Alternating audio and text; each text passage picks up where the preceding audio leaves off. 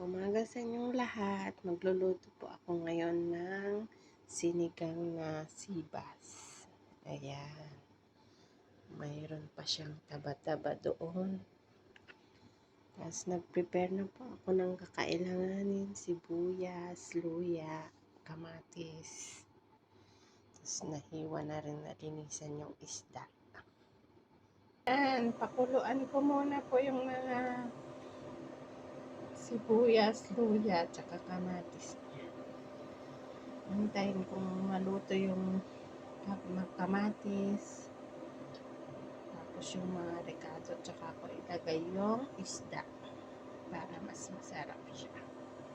Ito po yung pananghalian namin mamaya. Ayan na. Naluluto na yung sibuyas. Maglagay ng asin. Depende po sa inyong panglasa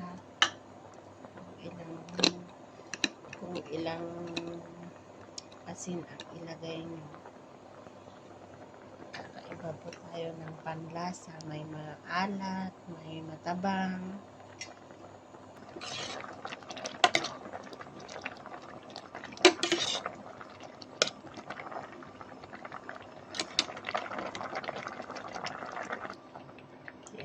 Ilagay na natin yung isda.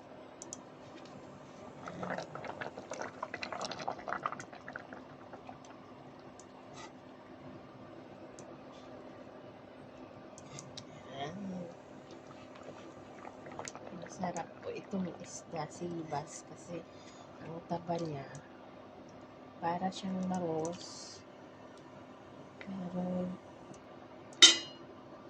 mas masarap kaysa sa bangus. Ayan. Ngayon nilagay ko yung taba niya. Masarap kasi yan. Check natin. Ayan. Malapit na siyang maluto. Malapit na mailagay yung pechay niya.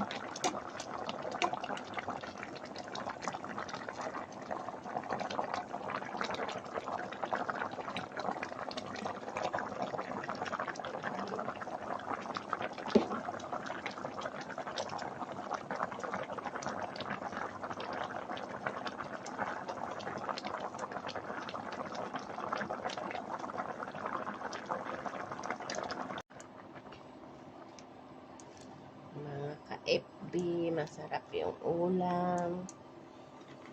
Ganito lang po, simple pero masarap.